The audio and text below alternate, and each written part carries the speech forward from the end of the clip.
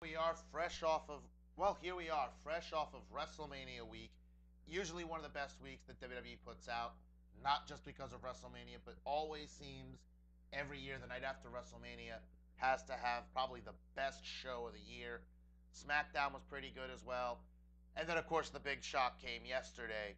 For those of you who haven't heard, I'll get to that a little later. But WrestleMania, from everything I've heard, has received nothing but universal critical acclaim as probably one of the best shows put on all year. And the fact, what I love really about it was the fact that because it happened in San Francisco, in California, to see the show happen pretty much at daytime, the entire show, just I think added to the majesty and the feel of the program.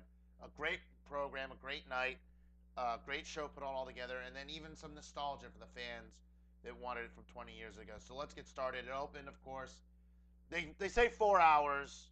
We actually got five hours of wrestling at WrestleMania because you had the two pre-show matches, the tag team championships, the Andre the Giant Memorial Battle Royal. I was a little upset that that got moved from the main show, but I think in the end it was probably better anyway. But a huge night of action. The tag team title match, pretty good, back and forth.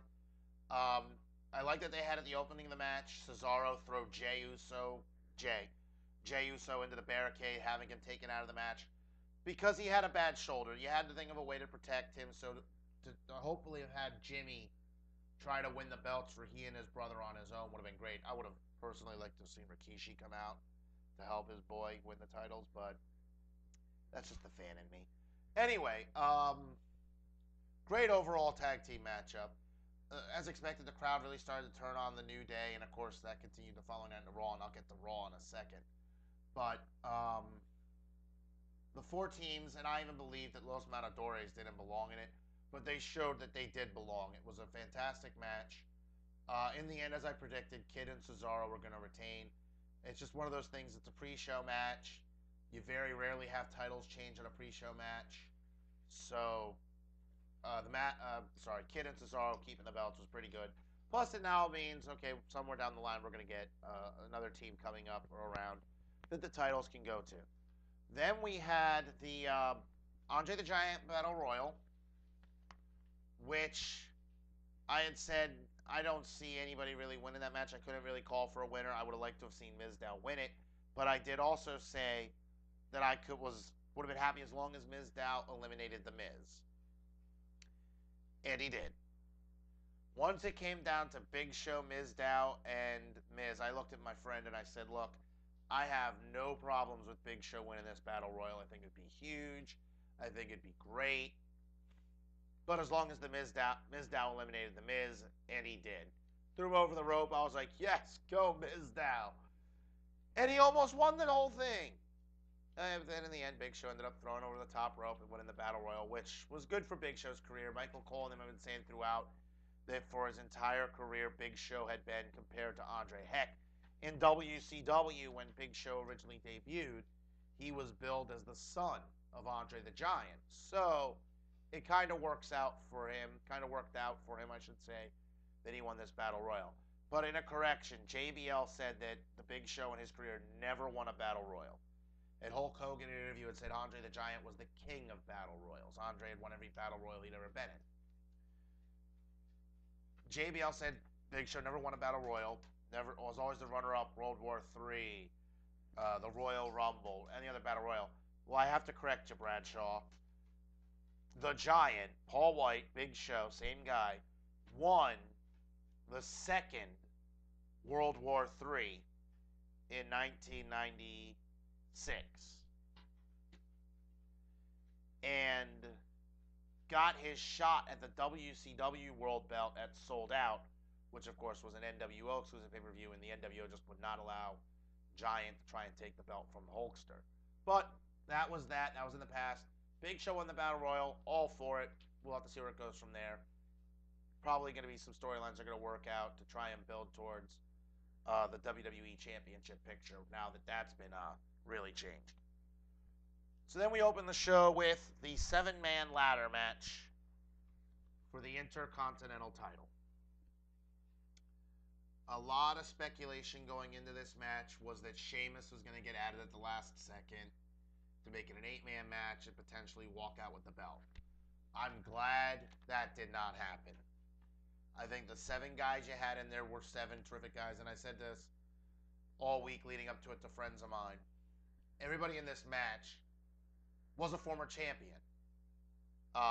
Ziggler, Barrett, of course was the defending Intercontinental champion, but Ziggler, Barrett, Harper, and Stardust as Cody Rhodes, all former Intercontinental champions. Ziggler also a former United States champion. Dean Ambrose, R-Truth, Daniel Bryan, all former U.S. champs. So they somebody was walking out of here with a huge feather in their cap. And I liked that it was Daniel Bryan because the fans had been peeved ever since the Royal Rumble when Bryan was unceremoniously dumped by Bray Wyatt that they wanted Daniel back in the title picture. And I even said Daniel had his opportunity. And people need to remember that a year ago, no one planned on Daniel getting hurt. And that the butt whooping John Cena took at SummerSlam was originally intended for Bryan. So I think you need to live with this. Daniel Bryan is the Intercontinental Champion. He's going to add prestige and value to the title again. And somewhere down the road, he will eventually get his rematch and his fair shot at the WWE World Heavyweight title. But right now, that's not where his focus should be. As we do the following night on Raw, Daniel Bryan and Ziggler, and who it came down to, by the way, headbutts, kicks, chops, yes chants. Ziggler getting everybody behind him. Ended up having a terrific match to open Raw the night after. And definitely a heck of a way to open Raw. Show stealer off the bat, which is, of course, in Ziggler's name, of course. Bryan retained, and then you had the return of Sheamus on Raw Monday night and him going back to being a bad guy. Question the look. It's a little weird. But whether you want people making fun of him or whatever, he's going to prove himself to be an intimidating factor, and he wants what Daniel has, the Intercontinental title. So it's a good way to get Sheamus back into it. Hey, at least we didn't get a match between the two at WrestleMania. None of us wanted to see that again. But we'll see where the storyline goes from there. We know Ziggler still thinks he deserves another shot because he beat Bryan twice. Bad news, Barrett deserves a shot at the Intercontinental title. He's the former champion. And then Sheamus is out there doing his thing. So it's going to be interesting. People wanted to see, fans out there that I've read the comments, former wrestlers, Bret Hart, they wanted to see more prestige, more honor, more value brought back to the Intercontinental title. Well, congratulations. It just happened. Then we had Randy Orton versus Seth Rollins. As I pictured it, and as it should have been, the second match on the card. I figured they were going to open with the ladder match to get the crowd into it, get the crowd excited, everything, and then go to Rollins versus Orton. Really, it was the only other match that could either open the show or go after the Intercontinental Championship because you didn't want to do 2 title matches back to back. You didn't want to do after the Intercontinental the United States Championship, unless this was, of course, Night of Champions. This was, you wanted to go from one match to another with a lot of importance, and for Orton, this meant the world to him. And my God, was it a great match. J&J's constant interference. They both got dropped on their heads on the concrete by Orton. Both 8 RKOs later in the match. Terrific. But the highlight of the match, the two of them going back and forth. Orton hit an RKO out of nowhere. Seth Rollins with a curb stop. Well timed. But neither man could put each other down. And then, of course, when Orton went for the punt, again, J&J got involved. Again, taken out. But the highlight was watching Randy Orton as Seth Rollins jumped on Orton's back to do another curb stomp. Orton standing up, projecting Rollins into the air, and then catching him with the RKO was just phenomenal. We've seen Orton catch people coming off the top rope with an RKO, probably put people in the air himself for an RKO, or just simply they turn around and run into it. But for him to pretty much have Rollins, imagine how much it took, how they had to plan that out. For Orton to pretty much stand up and Rollins jump off of Orton's shoulder to catch being caught by the RKO. That was phenomenal. Glad to see Orton do that. Wish he would have kicked Rollins' head off, but because he didn't, we wouldn't have had the outcome we did have at WrestleMania. And again, we will get to that later. And I will even continue addressing this match, Rollins and Orton, which was terrific at WrestleMania. This will continue to be addressed further, especially since the outcome, the final outcome from WrestleMania. Nostalgia fans only here. We've waited 14 years for Sting to step foot in a WWE ring. Longer if you go back to when he debuted in the 80s. But he was WCW's most loyal man. He would never leave. He bled, sweat, everything for World Championship Wrestling. He left. No, when the company closed down, he never joined WWE for whatever reason of his own. We all know he went on to do other things, went to TNA, made a name for himself there, but obviously WWE may or may not acknowledge what he did there. But for 14 years, the thought had been, the dream had been to see Sting stand in a WWE ring. And what better ring for him to stand in than the ring in the heart of WrestleMania? Now, we all wanted Sting versus The Undertaker, but whether it was Triple H's ego, which people claim it is, which I don't buy, or it was Vince McMahon, and this I would believe, wanted to see what Sting could bring to the table, we got Sting versus Triple H, which was just as good as any possible Sting-Taker match. Excuse me. But what made the match better was these two could have tore the roof out by themselves, but I liked it as Sting had Triple H and the Scorpion Deathlock, and we finally saw that in a WWE ring. DX came out to try and cost Sting. And then shortly after, the NWO came out, and really to the chagrin of JBL and everybody, and Michael Cole, who, whether you want to say they were bashing WCW the entire match, which definitely Bradshaw was, but for their shock and awe to see not only Hulk Hogan, but to see Kevin Nash and Scott Hall, two of Triple H's best friends, come out and fight against Triple H, that was a shocking number. In the end, I'm disappointed that Sting lost. I don't like that Triple H won. Whether it was Vince sending one final message, going, we beat you. It's over. You're done. Or it was just one of those things that Sting didn't mind putting over Triple H. We'll never get the answer unless Sting says it to somebody. But the result was what happened. You saw a gentleman's gesture at the end, Triple H and Sting shaking hands. And then that being the end of that feud. I will address Sting again later on. And then, of course, we all saw what happened with Triple H shortly after this match. We then had the Divas match, AJ Lee and Paige versus the Bella Twins. I think it was important for WWE to keep this match on the card. While I didn't like the outcome, I would have preferred Paige getting the win because this was her first WrestleMania. The reason this match was left on the card was the whole Give Divas a Chance hashtag that's been trending for months now. And there was speculation that this match could have been on the pre-show and the Battle Royal staying on the main show.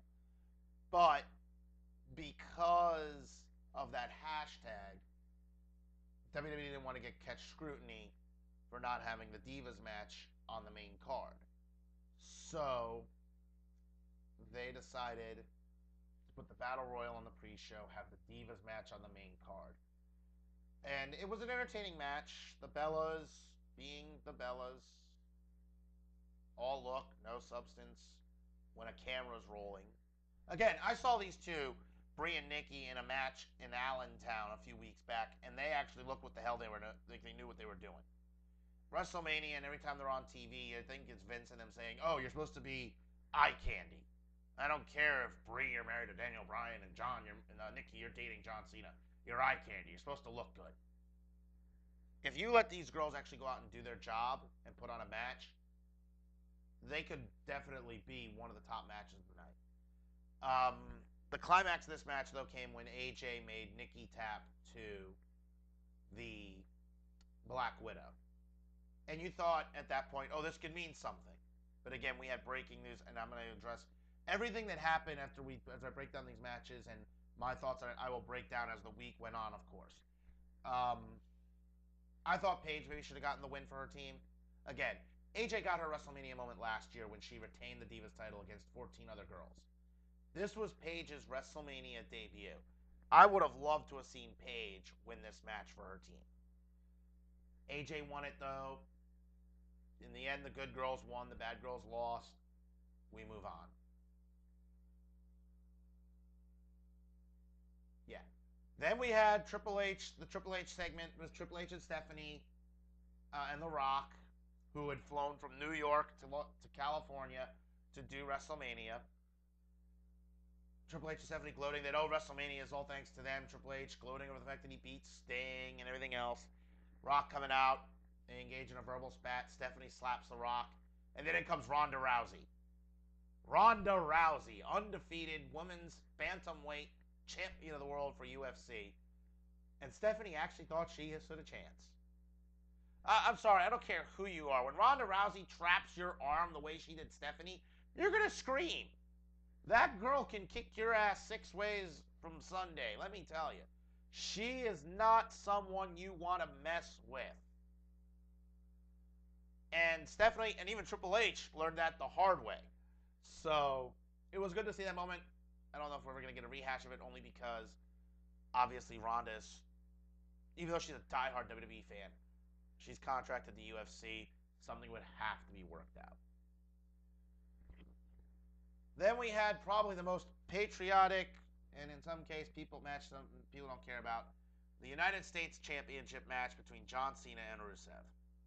We all knew what was going to happen. We saw the return of Lana after weeks being off. She came out to try and help Rusev keep the title. Ended up costing him the match. I personally would like to have seen Rusev lose via STF, only because that's how he'd been beating his opponents. He'd been blocking them in the Accolade and crushing them. So for him, and of course Cena got this match by locking Rusev in the STF and forcing Rusev to pass out, similar to what Rusev did at Fastlane to Cena. I would have liked to have seen that at WrestleMania, but Cena winning the match, winning the title, making the crowd, giving the crowd, at least the pro-US crowd, because as always with WrestleMania, you have a fully diverse crowd. You had a strong Japanese contingent there, hence why Tatsumi Fujinami was inducted. Was inducted. It's part of the reason Hideo Itami won the NXT tournament to be added to the Battle Royal, was because of the Japanese contingent. You had fans from Ireland, Finland, you name a country in Europe, they were probably there, even if it was just one person. You had people from Russia there that were backing Rusev. So you knew it was not going to be a pro-Cena crowd like you would get if you were going to go to in a situation like this. If you had gone to Boston, New York, Philadelphia, Pittsburgh, any state that, for any other pay-per-view, you probably would have had a pro-Cena crowd with no Cena sucks chance and anything else, because all the crowd would be caring about is chanting USA, trying to get this back in our possession. So I wasn't surprised about the crowd reaction for Cena. Wasn't surprised that he won. We all knew it was going to happen. And now all you can do is go from there. I'm glad Cena, like Bryan, a year ago, like I said, everybody was happy Bryan won the world title. This year, a lot of people were upset that he's in the Intercontinental title picture. But I mean, look at it like this. Daniel Bryan, as the Intercontinental Champion, keeps the title relevant. And now you have an awesome storyline for that title going forward with Sheamus' return on Raw Monday night. You now have 4 men that each believe they have a claim to the title. Sheamus in his return, who is probably livid over the fact that during his time gone, people forgot about him. But Bryan came, nobody forgot about Daniel Bryan while he was gone. Ziggler had been there stealing the show the entire time. And then Bad News Barrett, of course, being the former champ, he deserves a fair rematch as well. So you got 4 guys all with a claim to the Intercontinental title. And this Cena-Rusev feud is far from over. Rusev beat Cena at Fastlane. Cena got it back at WrestleMania. So Extreme Rules, this match is once again going to be very pivotal to the storyline in WWE. Bray Wyatt's entrance for his match at WrestleMania was definitely epic. The dancing scarecrows. And this was the question. We knew that they were going to, and actually the Ronda Rousey Triple H thing happened. Ronda Rousey Rock segment happened actually after the U.S. title. And I think it was to try and buy for time because everybody knew California is 3 hours behind the East Coast. There was no way it was going to be dark enough so that the fans could throw up their flashlights and everything for Bray Wyatt and make it dark enough for The Undertaker. And I think the Rousey promo and everything went a little longer than they originally planned because they did mention eventually that they had to change the times on a lot of their matches. That being said, um, Bray Wyatt's entrance was pretty cool. I like how they found a way to compensate. People tried their flashlights. If you watched closely as Bray was walking in the ring, you could see like little lights trying to flicker in the background. But it was just very, very hard to do because the stadium, was still in the middle of broad daylight. I mean, at that point, it was 7, going on 7 o'clock their time. It was about 10:15 our time, East Coast time, 7:15 West Coast time. So the sun had already pretty much fallen towards behind the most of the arena, but there was still a lot of sunlight there, and it was very difficult for the arena to be lit up the way they wanted it to. So that being said, they compensated well. Everyone been talking about, they're doing these scarecrows for Sting. I'm thinking to myself, why the hell would Sting have scarecrows? Yes, he has a crow persona that was invented in the mid-90s, but it has nothing to do with scarecrows. Then it ended up being reserved for Bray Wyatt, and it was just a great move to show Bray as being the new face of fear. And Bray put it on well. He did a fantastic job putting out there. But I'm sorry. He will never be The Undertaker. And when that gong went off and the crowd went nuts and you had the stupid little stooge run across the stage, he probably got fired 2 seconds later for doing that. To see The Undertaker come out at WrestleMania 1 year after what happened and the streak ending was magical. And I kept telling people, I had people telling me, Bray Wyatt's probably going to beat The Undertaker. You got to make Bray legitimate. Bray lost last year. He has to win this year. No! The Undertaker lost last year. This is his return. You want us to believe of a potential Sting-Undertaker match somewhere in the future, and you're going to tell me The Undertaker's going to lose 2 in a row? Heck no! Bray Wyatt will be fine. He's got a long career ahead of him. Bray Wyatt could afford to lose to The Undertaker. The Undertaker could not afford a second loss at WrestleMania after what happened a year ago. Undertaker needed to win this match. And he looked damn good in it. A year ago, maybe it had something to do with because he had off for so long, because his last appearance going to WrestleMania 30, prior to that, he was triple powerbombed through a table by the Shield. And he looked bad, and the concussion he suffered at the hands of Lesnar happened early in the match, and he kept going. He kept fighting, and then he ended up collapsing at the end of the night as he was leaving the arena, the main arena. He ended up collapsing, and Vince went with him to a hospital. But, I mean, he had an entire year off. He made his first appearance in a year at WrestleMania, and he put on a fantastic match and proved that he definitely still has it. And a highlight of the match had to be the end of the match. The two of them back and forth. Undertaker dominating early. Bray Wyatt started to make a comeback. Back and forth. And then finally, I knew it was going to happen exactly this. Both men laid out in the middle of the ring. Bray Wyatt getting up to do his little spider walk, only to look into the face of the Undertaker like, I got you now, and then take her just to sit up. I don't care how creepy looking the spider walk is, and that is impressive for a guy of Bray Wyatt's size to do that. Don't get me wrong. And it is creepy as hell. But I don't care who you are. The second you see the Undertaker sit up, you're scared. Because that means he just got his second win, and he's just a choke slam and tombstone away from putting you away. And that's exactly what happened. Bray kicked out of a tombstone earlier in the match. He didn't kick out of the second one. Undertaker returned to dominance. Okay, he's 22-1. That's unfortunate, but you know what? Aside from a few guys who have 1 or 2 victories at WrestleMania, Rob Van Dam is, by the way, the current owner of the longest winning streak at WrestleMania. He's like 5 or 6-0. But 22-1 is still overall the best win percentage in WrestleMania history. 22-1. So I would love, and there were reports coming out of it that Undertaker told Vince, you want me next year? I'll be ready. So who knows where that's going to go from there. And after the reports that came out that Sting and Undertaker shared a locker room at WrestleMania. The pictures that showed up shortly after Raw, the two of them on a flight heading home, which I didn't. I was gonna wait to address this, but I'm sorry. The night after WrestleMania, the Raw after WrestleMania has always been one of the highest rated Raws in the company's history because people want to see the fallout and what interesting things can happen. And that has been the case the last number of years.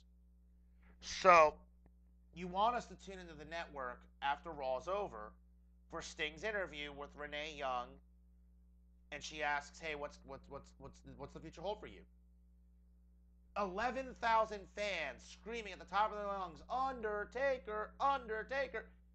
And you sent out Bo Dallas? What were you thinking, Vince? You let the two men, Sting and Undertaker, share a locker room. They flew home together on the same freaking plane because both men live in Texas. And there were reports that they were definitely talking about, hey, we should do this. The fans want this. And both men saying, yes, let's do it. They live in Texas. They can go back and forth to each other's house and work out the moves. Undertaker has a ring in his backyard. He's flown guys in to practice matches and spots for matches, and I'm pretty sure he did with Bray Wyatt leading towards WrestleMania. Sting is willing to do it as well. He flew to Orlando to work with Triple H at the Performance Center prior to WrestleMania. So we know they'd be willing to go back and forth to get everything they need in place for a match. The network after Raw would have been great. You could have done like Cena Rock a couple of years ago, where the two of them met after Rock cost Cena the WWE title on Raw. The two men agreeing we'll meet next year at WrestleMania 28. You could have done that there on that. Had Sting and Taker had Sting in the ring saying he doesn't know what's next. Gong, lights out, Taker in ring, crowd going nuts. This is awesome. The freaking internet would have exploded a million times over. Forget what Kim Kardashian did. The internet would have exploded right there. And instead you gave us Bo Dallas. No one cares about Bo Dallas. Bo leave, yeah, Bo leave, all right. Bo leave out of my freaking ring. I don't want to see you. That's all. So, hopefully if they do go with Sting and Undertaker, we'll get it. We'll get the answer. We'll get the setup soon. The main event of the evening, the WWE World Heavyweight Championship. Brock Lesnar, Roman Reigns. And the introduction of Suplex City. Man, I never felt happier about hearing a name like that. Let me tell you. We knew going into the match the fans were going to boo Roman Reigns. Why? Because nobody wanted him there. The fans wanted Daniel Bryan. The fans would have preferred Rusev or Dean Ambrose or Dolph Ziggler, and we didn't get that for whatever reason. I said to my friend as we were watching the show, I'm like, you want to get this crowd behind Roman Reigns? You need to do like you did at SummerSlam. You need Lesnar to whoop Roman's rear end. He needs to get thrown around the ring, all sides of the ring. He needs to get utterly destroyed and then start a comeback because the crowd will get behind him. And as the match went on, that's exactly what happened.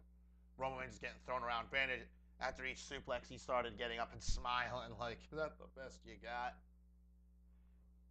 And all it did was annoy Brock Lesnar, but the crowd did at first booed Reigns, but was starting to get behind Brock Lesnar. I'm sorry, get behind Roman Reigns. Not that they were turning on Brock Lesnar. They just realized now at this point, holy crap, this guy can go toe-to-toe with Brock Lesnar. And it's not John Cena. It's somebody else. Cool.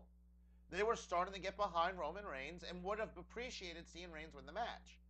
You go back and forth. Finally, Reigns has Lesnar on the ropes. Superman punch. Superman punch. Superman punch. The beast is down. Reigns gets up. One spear. Lesnar pops up again. Two spears. Seth Rollins. I had said earlier in the week that I would like to see Orton kick Rollins' head off his shoulders to prevent any kind of interference. But instead, they went with it. And history was made. For the first time in WrestleMania history, Money in the Bank was cashed in. First time in the contract's history, it was used in the middle of an already existing match to convert the match from being one-on-one to a triple threat. And Rollins became the first person to successfully cash in Money in the Bank, win the title, and not pin the champion.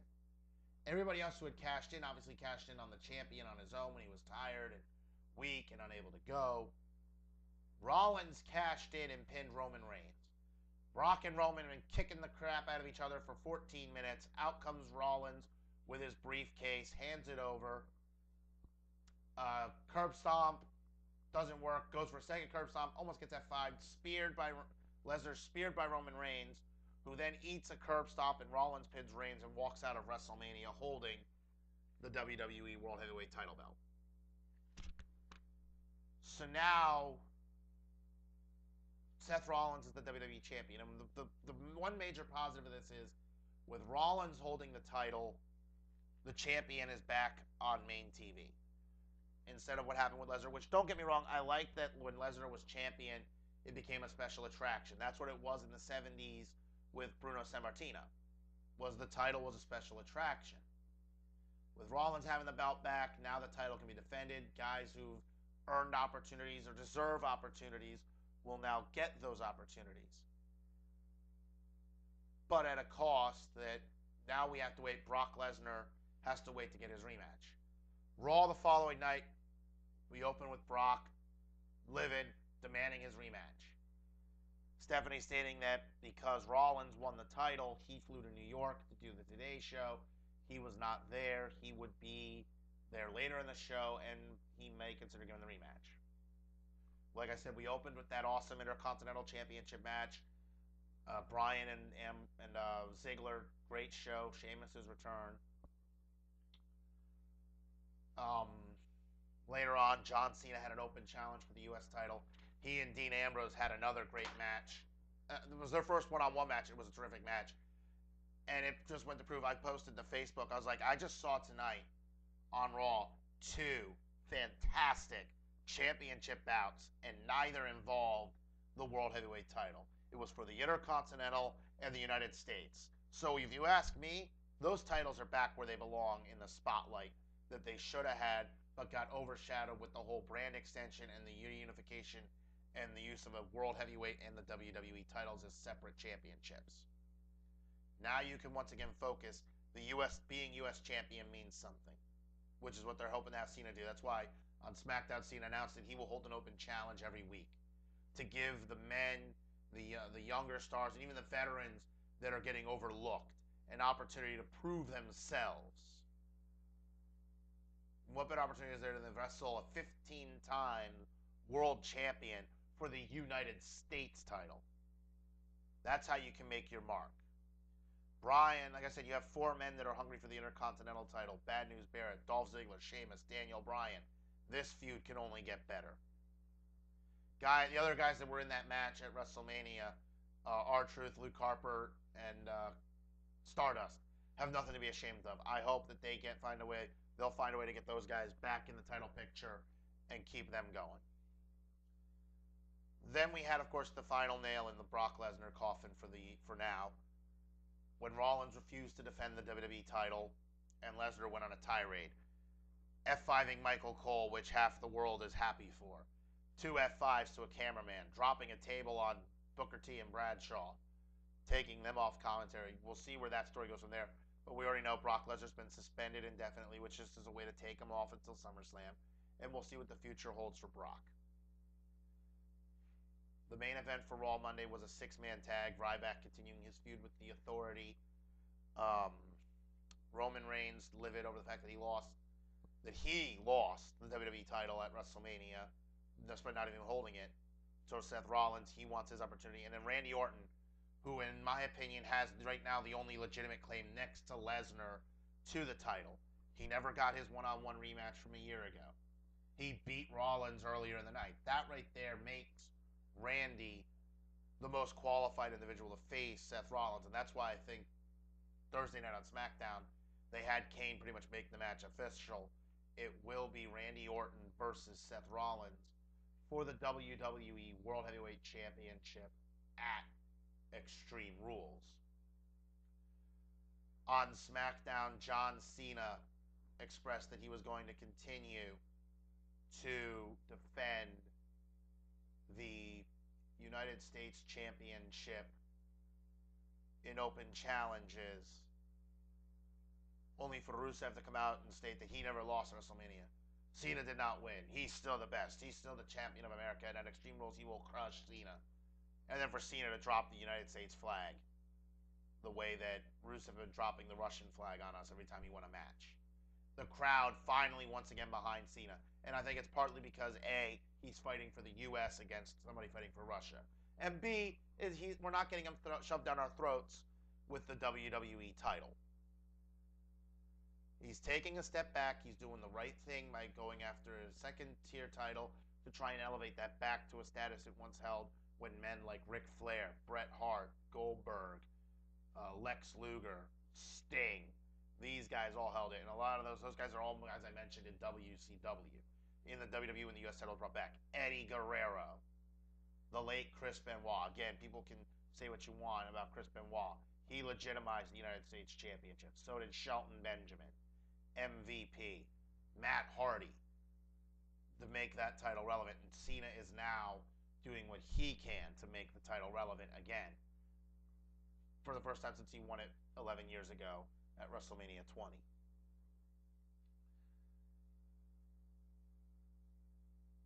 And now we're going to get Cena and Rusev for the third time, and as it should be, at Extreme Rules. I would like to see that with the fact that to play on the Extreme Rules category, I would like for that to be a submission match. I'd like to see that just because we know Rusev has the accolade, we know Cena has the STF. Who will pass out first? That would be good. Now to the big story coming out of the week. And this is part of the reason I'm glad I waited until now to do this review. Usually I would do it immediately after the pay-per-view, but by waiting till now, we can address the elephant in the room, and that is the Divas title. If you had asked me Monday after WrestleMania, I would have told you, oh, we're going to get a fatal four-way next month because Brie's going to be upset that Nikki lost that match for her team. We're going to get AJ versus Brie versus Nikki versus Paige at Extreme Rules. Then the following night on Raw, we had a 6 Divas tag. Natalya teaming with the Bellas against Paige, Naomi, and AJ. And I'm thinking after Naomi pinned Nikki, oh, now we can get a 6-pack challenge for the Divas title. That's going to be good. And then AJ Lee broke the hearts of every fans everywhere when she announced yesterday she was done. She was leaving. She had her fill with the WWE, and she was calling it a career. She was retiring from in-ring action. And I think we all know why. She did it. She didn't do it like her husband did, CM Punk, over a year ago, where Punk just up and left without noticing anything, and he was still on the roster. They were trying to get him back, and he just never came back. WWE announced it, that they finally made the announcement that they severed ties with him. She actually told them, look, I'm leaving. I'm done. And whether she did it to be with CM Punk more, whether she did it because she wants to pursue something else, it's whatever. I know that as both an individual outside of the ring and outside of WWE, as well as in it, she was very vocal against Total Divas. She did not. She believed in wrestlers with the Give Divas a Chance hashtag. She meant it as give us a chance as wrestlers. Give us a chance to prove that we're just as good as the boys. And all that WWE sees, especially Vince and Stephanie and them, is a gold mine with Total Divas. That really, it may have its fans, and you're trying to attract more women to watch by having it on E. But let's be honest, real fans don't care. We want to see pure, terrific wrestling action. Whether it's between two guys or two girls. We want to see the best product you can put out there involving wrestlers. And that's why I think a lot of people love the women that are down in NXT. Bayley, Charlotte, Sasha Banks, Becky Lynch, Alexa Bliss, Carmella, just to name a handful. These girls go out there every night and put a show on for the crowd. And with AJ's sudden departure, now it leaves a gap because you went from having in front of a camera 3, 4 women that knew what the heck they were doing, Natalya, Paige, AJ, and Naomi, to now you only have 3. So I expect you'll probably see Monday Night on Raw, if not this Monday, within the next few weeks, Charlotte to get called up because they're going to want to fill that gap as soon as possible. And it's been the trend to bring up former champions from NXT. So that's how Seth Rollins came up. It's how Big E came up. It's how Bo Dallas came up. And Adrian Neville making his debut Monday Night on Raw. And I don't like that they're just calling him Neville. That's weird. Some guys you can take their first name away. Not a problem. Rusev, it works. Cesaro, I'll let it pass. But to just call Adrian Neville makes me think he should be part of frickin' Gryffindor or whatever the heck the name is from Harry Potter. I'm sorry. His name should have remained Adrian Neville. The man that gravity forgot. I think he'll do fine. The crowd definitely loved him Monday Night on Raw. So you're hoping that this crowd will get behind him more and more. And I hope they keep him as a good guy for a while. He's somebody that I could think would make a terrific run at going for the Intercontinental United States title to build himself up. That being said, I have to say, we had Paige called up last year while she was still NXT Women's Champ. So I would love to see Charlotte get the call up. And if they do have to call up one other person, maybe Sasha Banks. Maybe Bayley. Bayley has such a strong following on NXT and on Twitter that fans, I think, would love to see Bayley on TV. And Paige, and of course, AJ's last match, she wore a Bayley shirt. I'm a hugger, which is what Bayley's catchphrase is. Bayley loves to hug people. I could use a hug, Bayley. I mean, it's a great character and everything. So, people down there behind it, you want to also groom these people up. I mean, the fact that they had Paige beat AJ on her debut night on Raw last year gave us time to get used to Paige. So you don't want to do something like that with Charlotte or not. Obviously, everyone knows who Charlotte is. Once she comes out, everyone's going to know because you're going to hear that song. You're going to hear, woo! And all you're going to think is the Nature Boy Ric Flair. But now's the time to start thinking about it because you just lost one of the cornerstones of your Divas division. And when Natalya is a bad girl, the only good girl you have left right now besides Naomi is Paige, and they can't do it alone. So I would love to see Charlotte come up.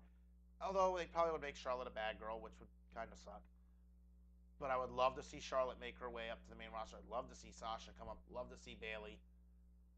They're going to continue looking for other women. It's going to be an interesting couple of weeks now for WWE, and it's going to be interesting because we already know we're going to hear on Monday Night Raw. We're going to hear the AJ chants and everything else because of the trolls in the crowd that are going to be so upset this happened. Like WWE, I wish AJ Lee the best, whatever she decides to do. If she decides she's going to just spend time with her husband and go to his fights now that he's in UFC. Heck, if she decides she wants to pursue a career of her own. But as I was talking with a friend about that, and I said the only problem is AJ's such a small girl. Someone like Ronda Rousey would break her just by looking at her. So they would have to consider making another weight class for women AJ size. So I really, in the end, I don't see that happening. I could just see AJ like, I've done this for all these years. I made a terrific career for myself. I am the longest reigning Divas champion in history, and she's not leaving on such bad terms as her husband did. So I don't see WWE looking to tarnish her name or anything. And they're not going to badmouth her or totally ignore her like they've done with CM Punk. But it is going to make things interesting for these next few months and everything as they try to get it all together. It's going to be interesting to see where things go from here. Storylines are plenty. We want to know what's going to happen with the WWE title now that Rollins holds it. We know we're not going to see Brock again until at least SummerSlam. Cena Rusev meeting again in Extreme Rules is going to be good. This Intercontinental title feud will be awesome. I can't even tell you what's going to happen with the tag team titles. That just completely, I don't know. But thanks for watching. Catch you again soon, and we'll see where it goes from there.